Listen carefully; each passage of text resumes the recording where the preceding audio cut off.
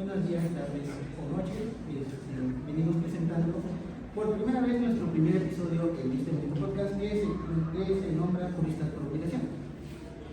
Tenemos pensados dar bastantes, por así decirlo, bastantes podcasts de este tipo, pero por primera vez en este primer episodio vamos a tocar temas como el concepto y la evolución histórica del derecho mercantil, los actos de comercio, los elementos, la clasificación, los efectos, los sujetos del derecho mercantil, las personas físicas y personas morales, derechos y obligaciones de los sujetos, capacidad de los sujetos e incompatibilidades y prohibiciones.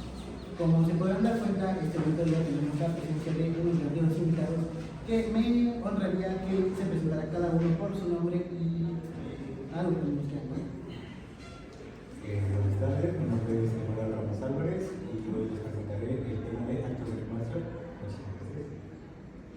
Buenos días, yo soy Suiza de Contabilidad, soy del Instituto Tecnológico de Trabajar y también soy de la carrera de Contador Público. En este día vamos a hablar de diferentes temas, espero que sea de su agrado y que también nos puedan comprender y les sea de ayuda. También les voy a pedir que suscriban al canal, le den like y así les damos comportamiento de este podcast.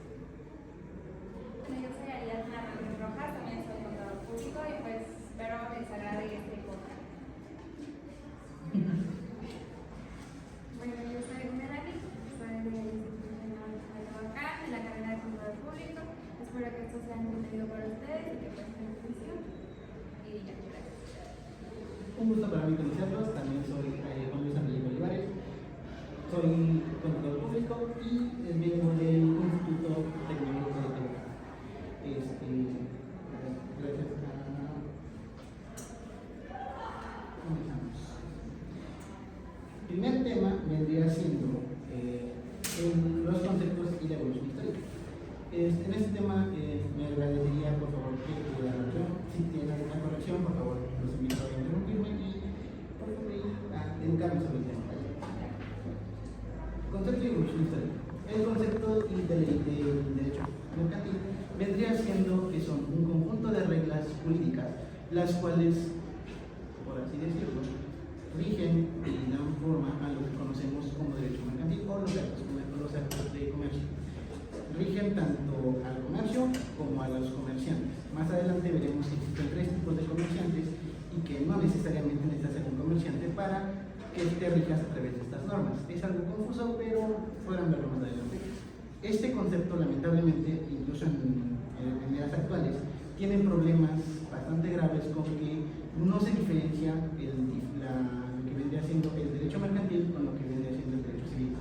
Lamentablemente, el día de hoy, hasta la época actual, vendrían teniendo choques que causan lagunas jurídicas que pueden ser aprovechadas por aquellos que sepan sobre leyes. Conforme a todo lo demás, vendría siendo la evolución histórica. Finalmente, tocando este tema, ¿sabían ustedes que el derecho mercantil no nace junto con el comercio? El derecho mercantil nace hasta las épocas de la Edad Media. Todo eso surge en Roma, ¿no? Exactamente. Todo el comercio es tan antiguo como la humanidad misma, tratándose de sus primeros, por así decirlo,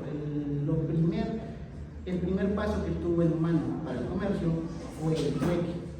El trueque, por si no lo conocen, es el intercambio de bienes a partes iguales, o bueno, a lo que en ese entonces se consideraba a partes iguales. ¿Alguno de ustedes tiene algo que opinar sobre el trueque? ¿Un ejemplo que quieran dar? Creo que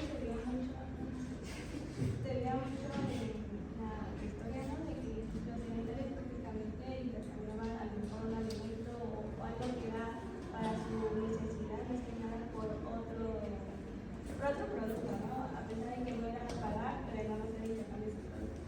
Exactamente. Uno de mis ejemplos favoritos vendría siendo que, digamos, por así decirlo, supongamos que nos encontramos hace mucho tiempo y soy una persona, por así decirlo, cazadora. ¿Okay? Estamos en una época en donde nos regimos por tribus y lamentablemente todo mi tiempo se va a cazar. Entonces yo cazo muchos animales, digamos, por así decirlo. pero lamentablemente no sé hacer otra cosa. No sé hacer construir mis herramientas, no sé forjar mi vestimenta, me voy a morir de frío.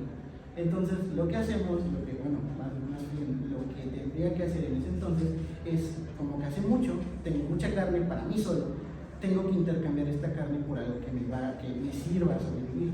Entonces yo iba con una persona que se dedicaba a otra cosa e intercambiaba esta carne por herramientas, armas, vestimenta. Eso es lo que hacía que una tribu se uniera. Una tribu se regía, el comercio de una tribu se regía por el trueque. Lamentablemente, el trueque era tan simple que no requería de más allá de normas mercantiles. De hecho, en ese entonces se regían a través de las normas civiles, de lo que vendría siendo el derecho civil.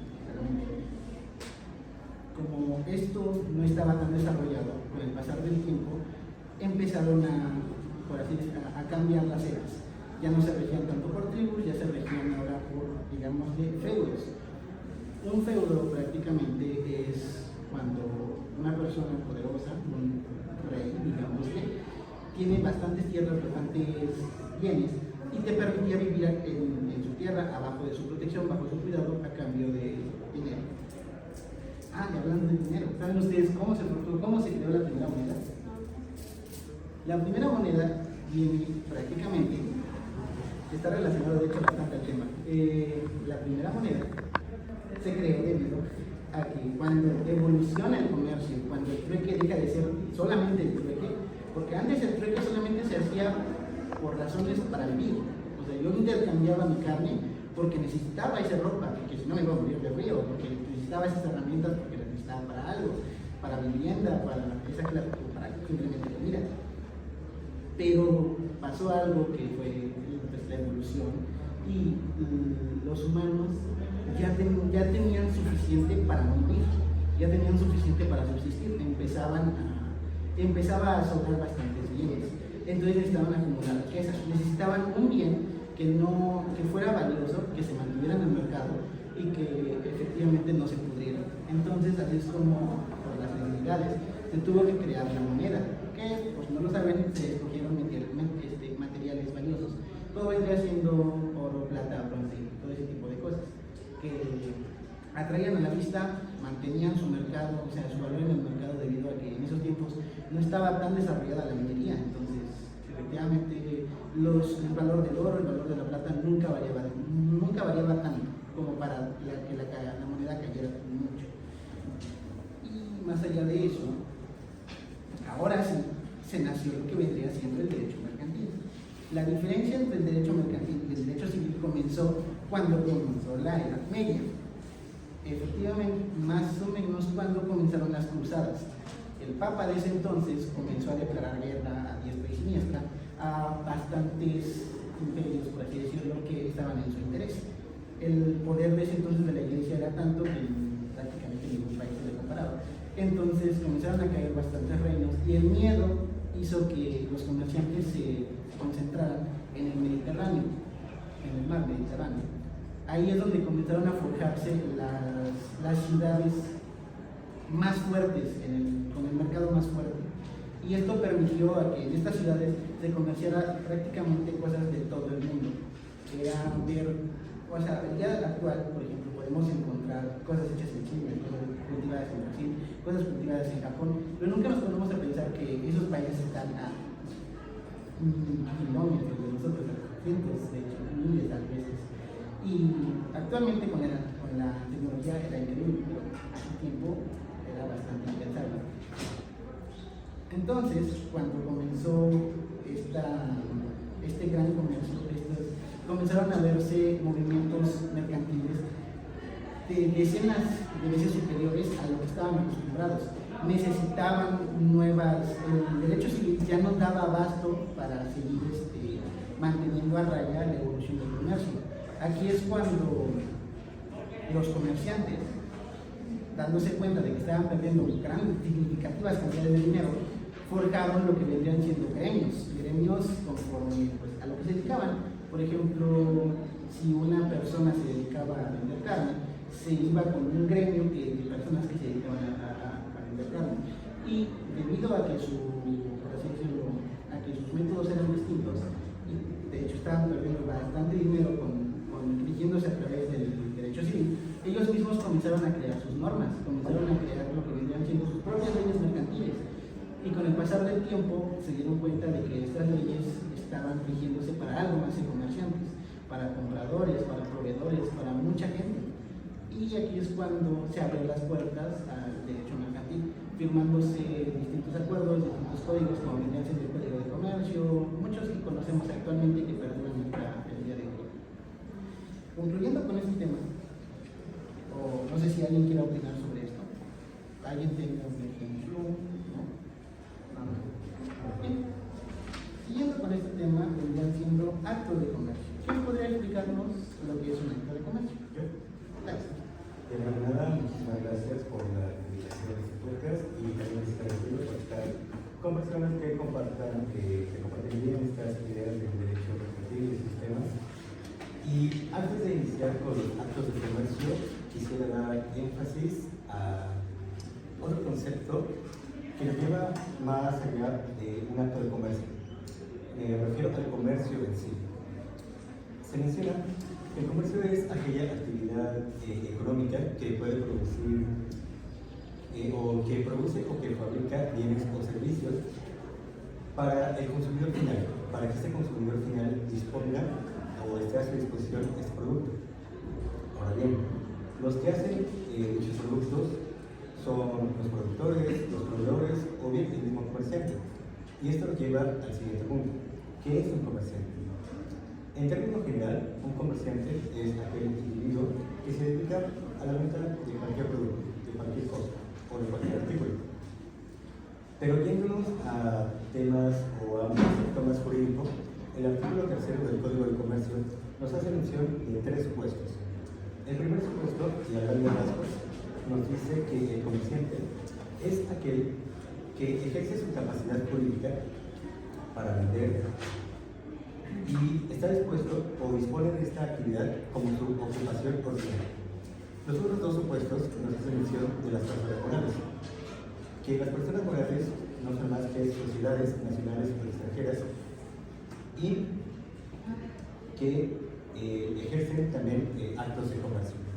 Ahora bien, lo que nos menciona este artículo 3 del Código de Comercio es un criterio bastante subjetivo. Si nos vamos más al Código de Comercio, en el artículo 4, nos menciona más un criterio más objetivo, el cual nos dice: son comerciantes aquellas personas que accidentalmente hacen actos de comercio y su actividad, ya sea esta, ya sea se dedique o no a las actividades económicas, ya son sujetas al Código de Comercio, a estas leyes. Y tanto el criterio objetivo como el subjetivo nos lleva a un criterio formal, el cual el criterio formal nos menciona el apartado del legislador. El criterio formal nos dice que el legislador puede hacer mención de estos actos de comercio porque así lo menciona él o así lo dice él, así dice que son los actos de comercio. Para entenderlo mejor, vamos a dar un ejemplo. La expedición de un pagaré es un acto de comercio por el simple hecho de que se encuentra en el derecho mercantil y porque el legislador dispone y así lo hizo él. O sea, así el acto de comercio hace que el derecho mercantil sea parte del Código de Comercio y todo eso. Ahora bien, esto nos lleva al siguiente punto, el cual es, y si me permiten leer una cita de un autor. El autor se llama Arturo Puente y Flores.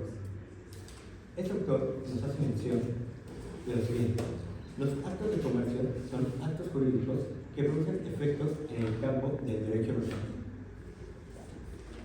Este autor nos menciona, argumentando un poco su cita, nos menciona más que nada que los actos de comercio lo pueden ejercer personas físicas o morales. Y está, ¿cómo se dice? Los actos de comercio lo pueden ejercer tanto personas físicas o morales.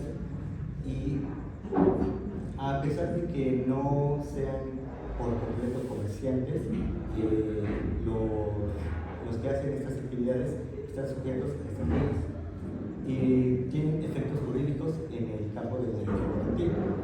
Otro ejemplo que yo quisiera dar, y es un ejemplo personal,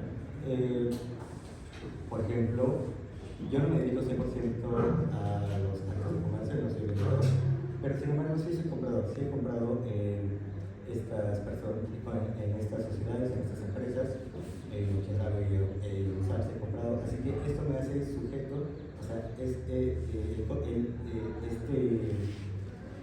esta manera, como yo estoy comprando, ¿cómo se llama? Me hace sujeto a estas leyes del acto de comercio. Estoy sujeto a estas normas que nos indica el Código de Comercio. No sé si alguno de ustedes tiene algún otro ejemplo de actos de comercio. Tengo entendido que se conoce, o sea, la diferencia, el derecho mercantil y el derecho civil según las intenciones de tu compra. Por ejemplo, si comprara con intenciones de revender, quedaría como derecho civil o como derecho mercantil. Como derecho mercantil. Sí, está bien. Bueno, una vez habiendo escuchado esta gran explicación y lo que vendría siendo un concepto del acto de comercio, quisiera dar paso al siguiente tema, que es elementos del comercio, ¿así es? No, ¿de quién? No. En primer lugar tenemos el sujeto, que es la parte del mercantil que está condicionada por el sujeto y son todos aquellos actos jurídicos en la cual la ley requiere que el mercantil sea, que el comerciante esté dentro para que se considere como mercantil. Para poder entenderlo un poco mejor, basta que cuando una sola persona realiza un acto de comercio, porque se le puede considerar pues, una persona mercantil, ¿no? Como la compra y venta de bienes. En segundo lugar tenemos que es el fin o motivo. En el acto de mercantilidad está condicionado con el fin o motivo. Son todos aquellos actos jurídicos en los cuales están sujetadas a las leyes mercantiles.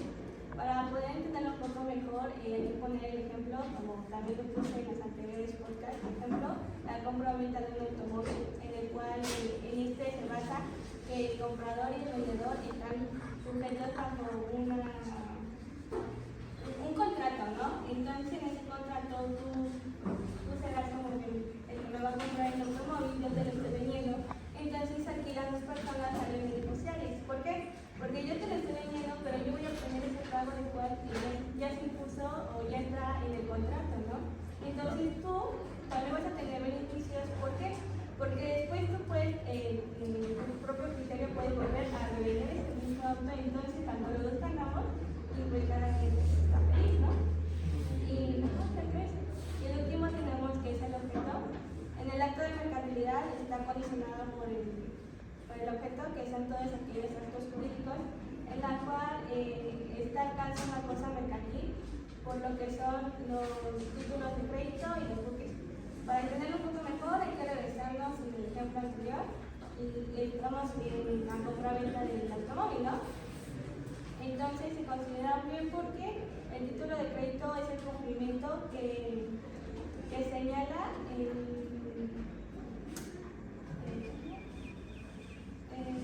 el cumplimiento de la obligación de crédito de acuerdo al precio establecido del contrato.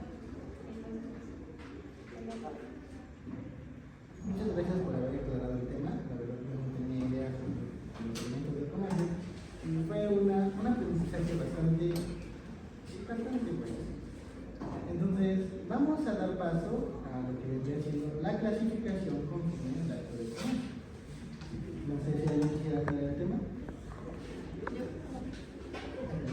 Bueno, primero que nada, ya me había presentado, pero me presento otra vez. Y les voy a hablar de la clasificación de los actos de comercio. Y de lo que yo encontré es que en el artículo 632 y 663 del Código de Comercio establece que debe de haber divisiones en este. Y en la investigación que yo realicé encontré cuatro clasificaciones en específico.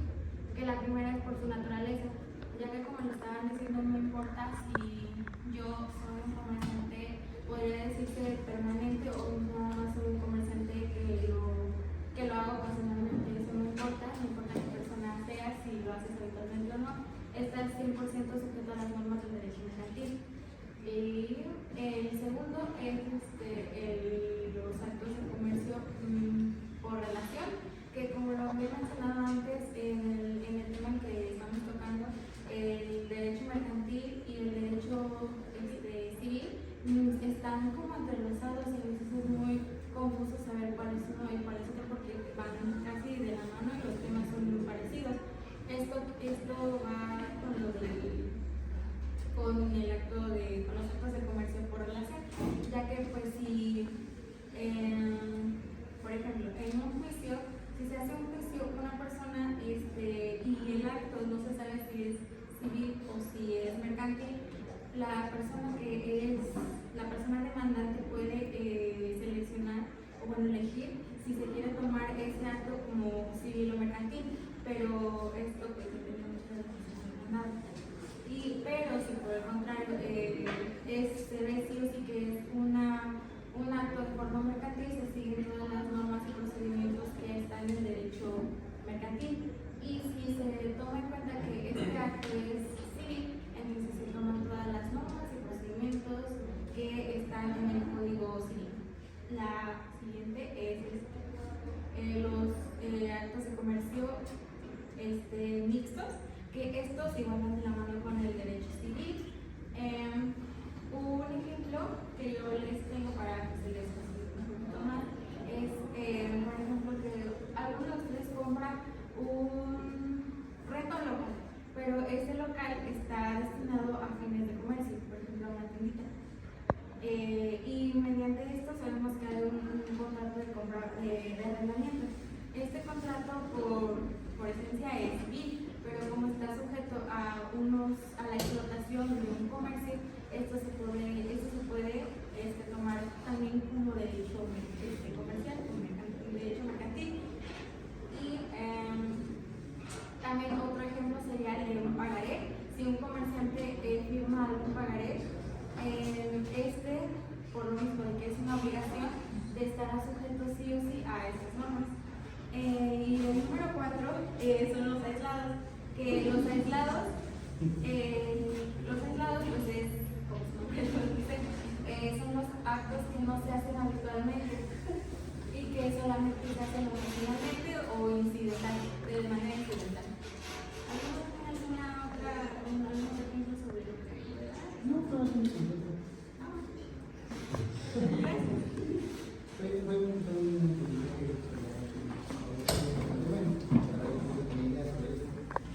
Por lo visto, un tema fue bastante complejo, pero las identificados no tengo ninguna duda. De hecho, estaba buscando hablar de qué decir, entonces, cambiando el tema para dar paso a lo que vendrían siendo los efectos, ¿quién quisiera? Bueno, yo soy Ariana.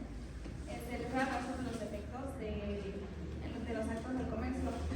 Tenemos 4 y el primero es presunción de comerciabilidad. Y esto habla de cuando nosotros hacemos algo que se parece a una transacción comercial y aunque ya comprobemos que no lo es y todo eso, sigue habiendo esa duda. Entonces, si sigue habiendo esa duda, ya tendríamos que meternos a lo que dice el Código de Comercio, que nos ayudaría a evitar ese tipo de conflictos, las dudas que hay.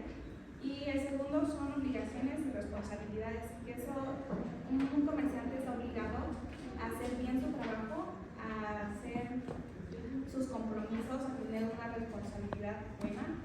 Y si no cumple con sus compromisos, no es responsable y llega a haber algo que afecte, él tendría que hacerse cargo de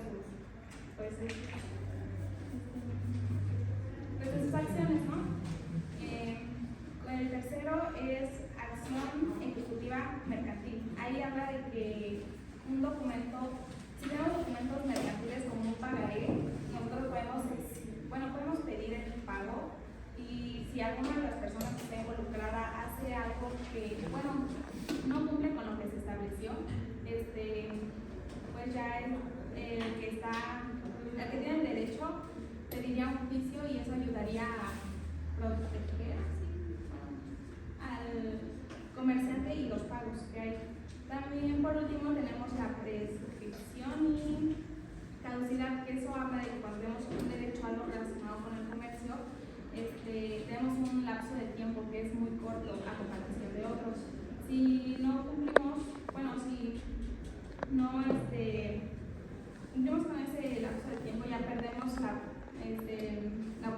oportunidad de hacerlo valer para nosotros. Este tema será de clave para todos los contadores futuros que quieran saber cuáles van a ser sus responsabilidades. Pero ahora, después de esta gran explicación, procedemos con los sujetos del derecho mercantil. Este tema quisiera explicarlo yo, no sé si tengan alguna retroalimentación, ¿no? Muchas gracias. Los sujetos del derecho mercantil, primeramente, un sujeto del derecho mercantil son aquellas personas a las cuales están sujetas las reglas jurídicas que describe el derecho mercantil, o en pocas palabras, el comerciante, como antes ya habíamos dicho, que tienen, una vez ya lo habíamos explicado, pero lo vuelvo a repetir por si tienen alguna duda. El comerciante tiene tres divisiones. Puede ser una persona la cual haga de su vida algo cotidiano en el comercio, como puede ser literalmente cualquier persona que se encuentre en el mercado vendiendo fruta o vendiendo carne. También puede llegar a ser una persona moral, la cual se encuentra registrada en el registro del comercio. Estas personas también se rigen a través de las leyes del derecho mercantil debido a que comercian estando registradas. Y si pues no está registrado y tener actos de comercio, vendría a ser prácticamente un delito. Y finalmente, por último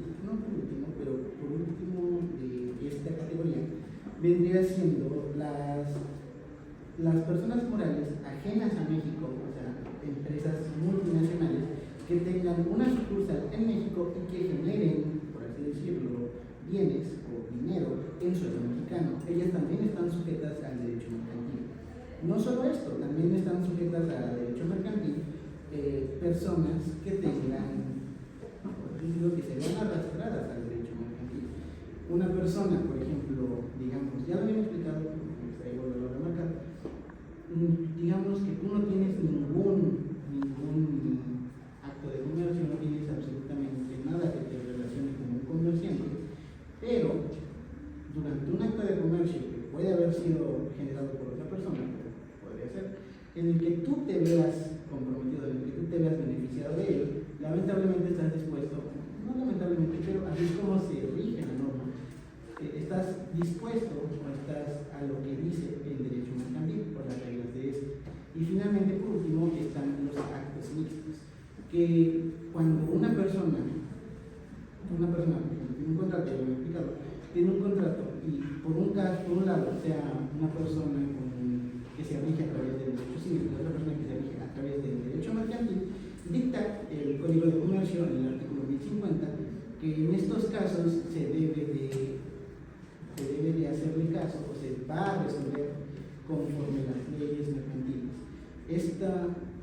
Antes de que piensen que esto se harían ustedes, déjenme decirles que cada vez que compran cualquier cosa en la tienda están sujetas a este último, al acto mixto, debido, claro, cada que no tengan intenciones de revender el producto, porque si tienes intenciones, como ya habíamos dicho, necesitas, por así decirlo, cuando compras algo para revenderlo, ya estás en un acto de comercio y te tienes que regir a través del derecho mercantil.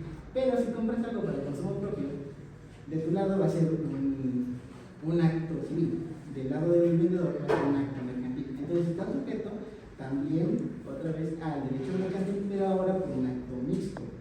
Esto está escrito, como mencionarlo, en el Código de Comercio en el artículo 1050. Finalmente, quiero pasar a las personas físicas y personas morales. ¿Alguien podría decir? Hace un momento, cuando vi de actos de comercio, mencioné las personas morales, pero me faltó mencionar las personas físicas. No sé ustedes cómo ya se dicen, pero yo en lo personal, las personas físicas y las personas morales son de los temas más sencillos que se puede manejar en el ámbito del derecho mercantil. Y no, bueno, en términos generales, las personas físicas somos todos nosotros, en términos muy generales. Pero en términos jurídicos, las personas físicas es aquel individuo que ejerce actos de comercio o que es comerciante y que presta sus servicios. Puede ser un profesionista, un comerciante, un vendedor, etc. Ahora bien, Las personas morales es el conjunto de personas físicas que se unen para un fin establecido o para un fin común. Este fin puede ser crear una sociedad, una empresa, lucrativa o no lucrativa. El chiste es que creen algo que aporte a la sociedad.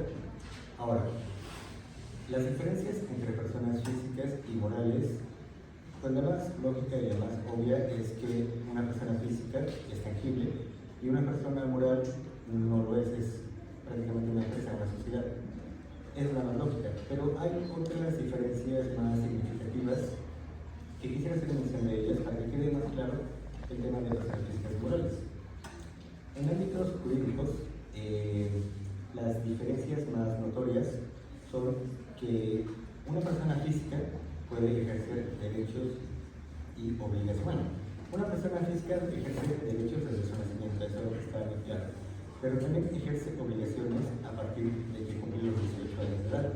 Esto no pasa con las personas morales, ya que las personas morales, como ya lo había dicho, son estas empresas o sociedades, no es una persona tangible.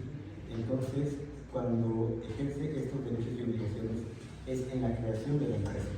Las personas físicas que se reúnen para crear la empresa, pues ahí en el surgimiento de esa empresa es donde ejerce esta capacidad jurídica de los derechos y obligaciones las personas morales. Ahora bien, otra de las diferencias más significativas es que una persona física tiene un nombre como tal, o sea, tiene un acta de nacimiento y en ese acta de nacimiento viene un nombre establecido. En las personas morales es diferente, ya que no tienen un nombre como todos los otros, tienen una razón social. Y la razón social no es más que la descripción de la actividad a la que se dedica, o algún nombre inventado. Así es. En conclusión, como ya lo había mencionado, las personas físicas y morales es un tema sencillo, pero también tiene que ver mucho con esta rama del derecho mercantil, ya que si no sabemos la definición exacta, nos podemos confundir. Podemos confundir qué somos nosotros, qué somos personas físicas, qué somos personas morales, cuándo podemos hacer ese registro del SAT, en qué momento, porque a pesar de que son casi los mismos derechos y obligaciones, hay cosas diferentes. Por ejemplo, en una empresa, pues el registro del SAT es diferente que una persona física. Una persona física se registra de una forma y una persona moral se registra de otra forma diferente. Y pues nada más que decir. Sí, yo tengo como Okay. Como lo habéis mencionado, el RFC se registra de diferentes maneras, ¿no? La persona moral, la persona física, sabemos que su RFC empieza con las 4 iniciales de su nombre, por ejemplo, que sería M o A, Z. Mientras que la persona moral en su RFC nada más viene como que 3 palabras de su CUR, pero hay una específicamente que la diferencia con una persona moral. Entonces creo que ahí nos haríamos cuenta rápido de quién va a ser una persona física y quién es una persona moral.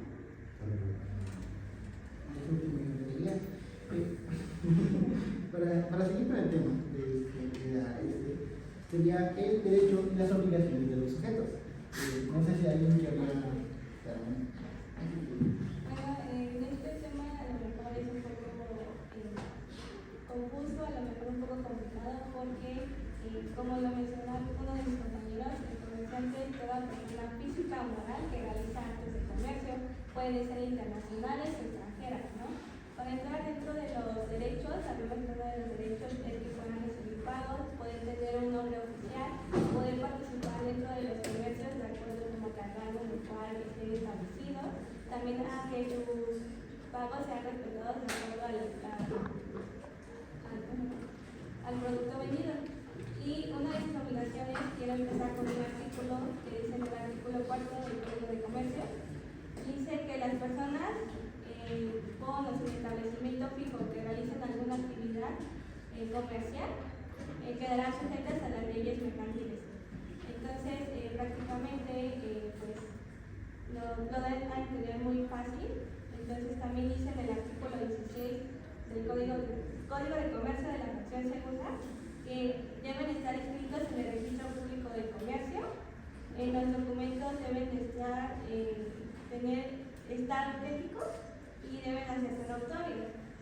También en ese mismo código, en la fracción tercera del mismo artículo, dice que deben de mantener una contabilidad conforme al artículo 33. Así que vamos al artículo 33 del Código de Comercio, que nos menciona que todo comerciante debe de llevar la contabilidad de una manera clara y sencilla. También lo mencionan los artículos 34, 35, 36 y 37 de ese mismo código. Y para cerrar está el artículo 86 de ese mismo código, que menciona que las obligaciones mercantiles deben de cumplirse en el lugar establecido que ya se determinó dentro del contrato. Muchas gracias por esta explicación.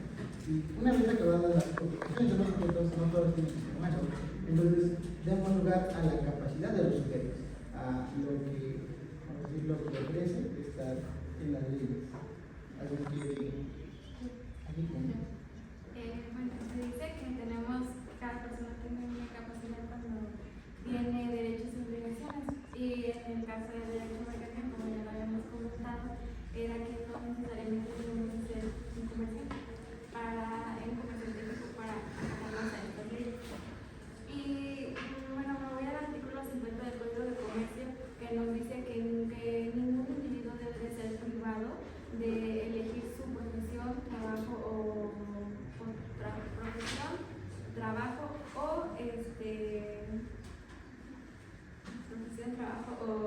carrera, porque pues cada individuo es libre de elegir lo que tú quieres hacer. Yo, tanto ustedes como yo, el profe, todos los que estamos acá, tenemos un derecho que es de que podemos ser emprendedores, podemos empezar nuestro comercio. Y bueno, pues acá viene una restricción, pero una cosa es que pues sí, todos tenemos este derecho, pero no cualquiera puede ejercerlo. Se necesita de un capital para empezar un comercio. Entonces las personas que no tienen este capital para ejercer este derecho, pues básicamente no está cumpliendo los derechos que tienen. Entonces, para mí ahí sería como una pequeña reflexión que adelanto a mi conclusión. Y creo que ustedes tienen un ejemplo de lo que acabo de mencionar. Pues más allá de lo obvio, como puede ser lo que efectivamente yo creo que nadie está obligado a presentarse a las clases, quiero pensar eso. Y en el caso de que los caen, pues acudan de las autoridades porque es algo que no debe de pasar. Más allá de eso, no tendría nada más que decir. Entonces, pasemos con el siguiente tema que vendrían siendo incompatibilidades y prohibiciones. Veamos qué sucede cuando una persona sujeta a derechos mercantiles viola una de estas leyes. Bueno, aquí habla más que nada de que las leyes extranjeras dicen que pues no es recomendable que ciertas profesiones o ciertos cargos se mezclen o se combinen con el comercio, ya que no sería conveniente, pues, y pues, o sea, como un juez no puede ser un...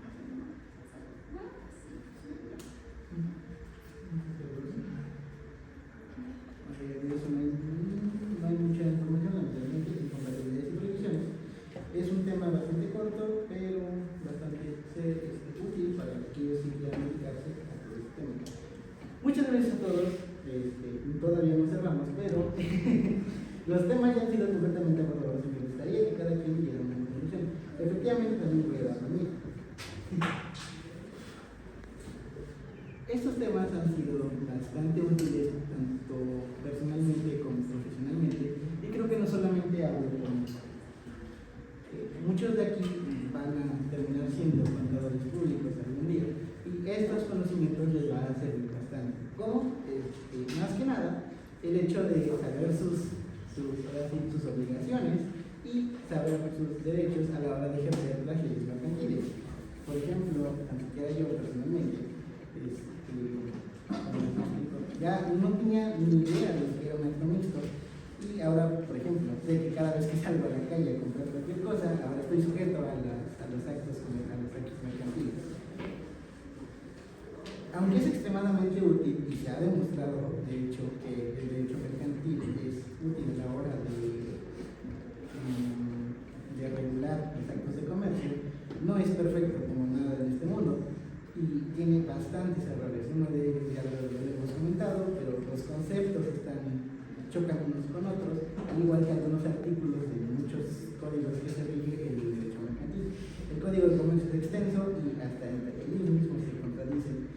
Y esto abre las puertas a aprovechamientos. Y por un lado está bien, pero algún día nos la van a jugar a nosotros, los que no sabemos lo que es el derecho mercantil. Hay que estar preparados para todo lo que venga en el futuro. Contablemente, también saber tus obligaciones y saber lo que te va a pasar si es que no cumples con estas, también es un gran motivo para esforzarte a aprender en la escuela y finalmente a ejercer bien tu trabajo ahí, debido a que las penas son, no siempre se pagan casos, pero incluso las multas llegan a ser algo grandes por faltar a tus obligaciones en estos casos.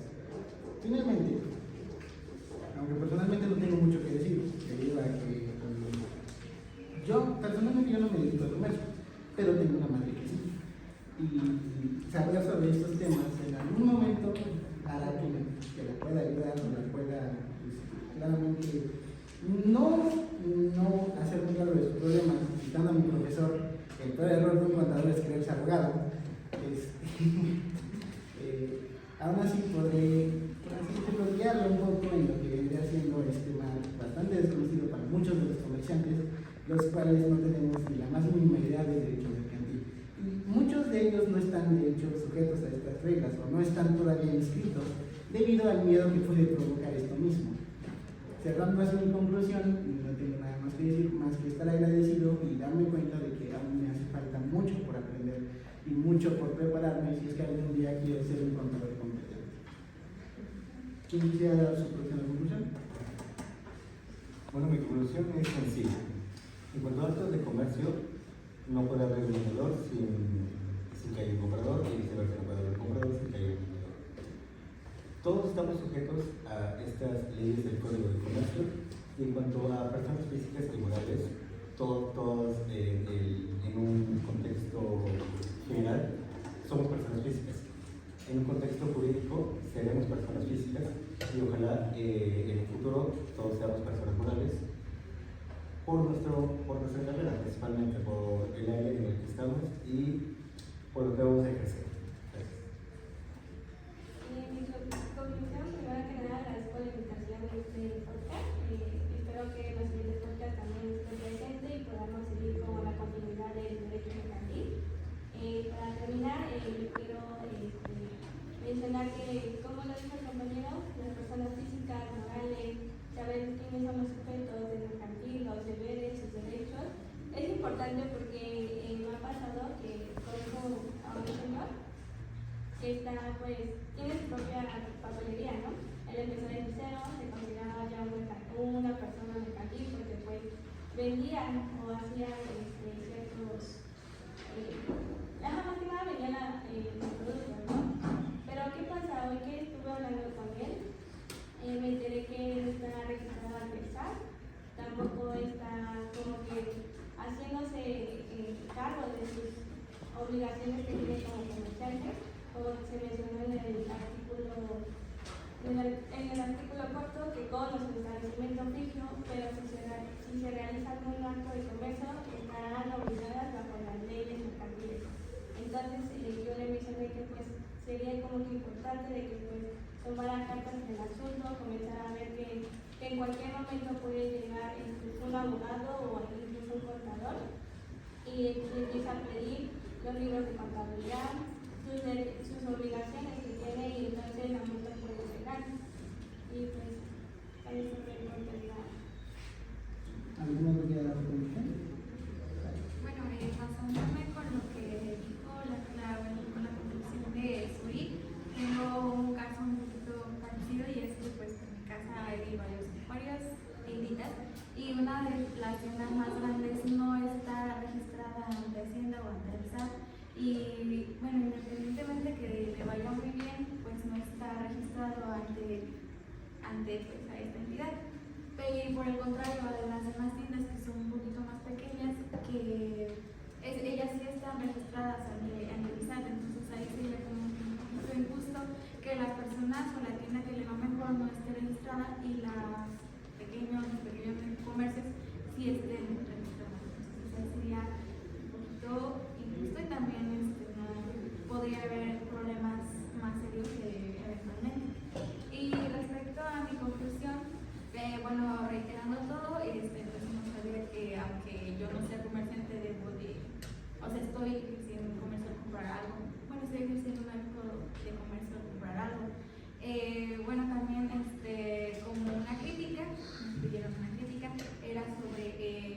lo que ya había mencionado, que no todos podemos ejercer nuestro derecho al querer elegir al poder ser un comerciante, porque pues ya lo había dicho que pues hay algunas barreras como la económica y por ejemplo también la falta de información sobre cómo, yo quiero emprender un negocio pero no sé cómo hacerlo.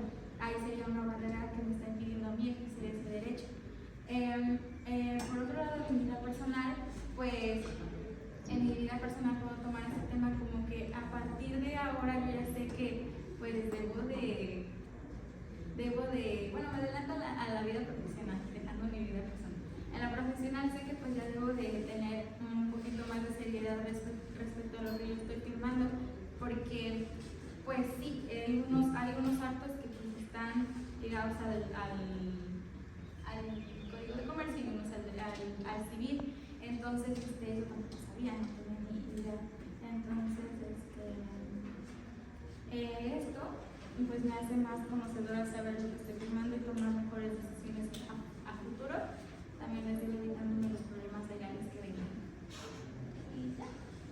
Bueno, yo como conclusión tengo que cuando una persona ya empieza a vender algo de una forma cotidiana, ahora sí que en línea o en un lugar físico, pues ya tendría que cumplir ciertas obligaciones y responsabilidades.